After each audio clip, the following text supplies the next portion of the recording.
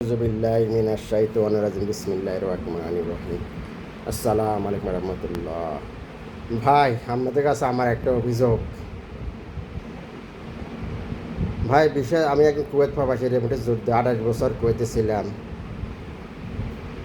ছুটিতে আসছিলাম, আঁকামাক ছিল কম, চিকিৎসা করবো, চিকিৎসার জন্য আসছি ভাই, চিকিৎসা করার জন্য আসছিলাম, চিকিৎসা করতে পারলাম না।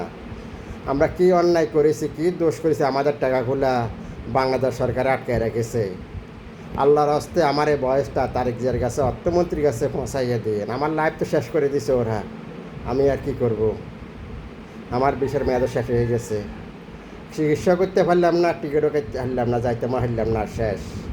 আমার কোনো ছেলে সন্তান নাই আমাদের রুজি করে খাওয়াবে। আমার কেউ না, আমার দিকে আর কেউ চাইতেছে না, কেউ নাই। আমি বহুত কষ্টতে জীবনযাপন করতেছি, বহুত কষ্টতে, বা আপনি বহুত কষ্টতে, বহুত কষ্ট করতেছি, বহুত।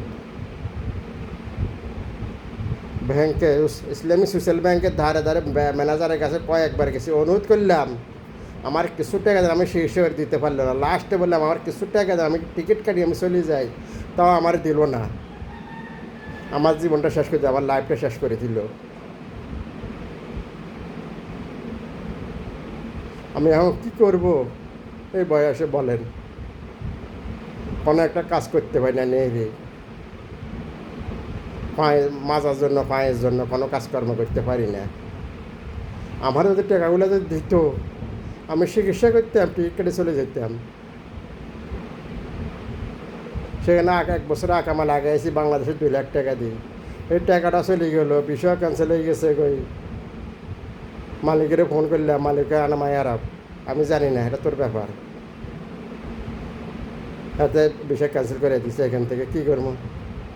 আমি যাইতে পারি না। 6 মাস শেষ পরে একদিন শেষ হয়ে গেলে আর কেউ কুয়েতে ঢুকতে পারবে না, আরব কালও ঢুকতে পারবে না, অটোমেটিক ভিসা কমিটা ক্যান্সেল হয়ে গেছে। এখন আমি কী করব বলেন?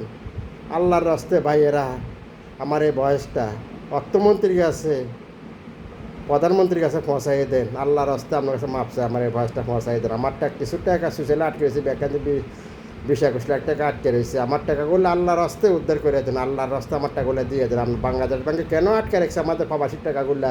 কেন? 2025 সালে আগস্টের 3 তারিখে বাড়িতে আসি, আগস্টের 1 তারিখ 2 তারিখ টাকা পাঠাইছি, বাড়িতে টাকা উঠামো, আর টাকা উঠিতে পারি নাই। আইবার 2 দিন আগে টাকা পাঠাইছি, আজ 9-10 মাস হয়ে গেছে, টাকা উঠাতে পারতেছি না। কেন আমাদের টাকাগুলো আটকে রাখছে? আমরা কী অন্যায় করেছি? আমরা একজন রেমিটেন্স যোদ্ধা, 28 বছর রুজি করে টাকা দিছি বাংলাদেশে, আর আমাদের এখন এত দুর্দশা, টিকিটও কেটে যেতে পারলাম না, শীর্ষ করতে না কিছু, যে টাকা ওটা কিছু করি খাই, ওই টাকাগুলো দিতেছে না। ব্যাংকে গেলে আমাদের করার কিছু না, এটা বাংলাদেশ ব্যাংকে আটকে রাখছে, অর্থমন্ত্রী আটকে রাখছে। একটু দয়া করে, কষ্ট করে একটু আমাদের নজর দেন। আসসালামু আলাইকুম রহমতুল্লাহ।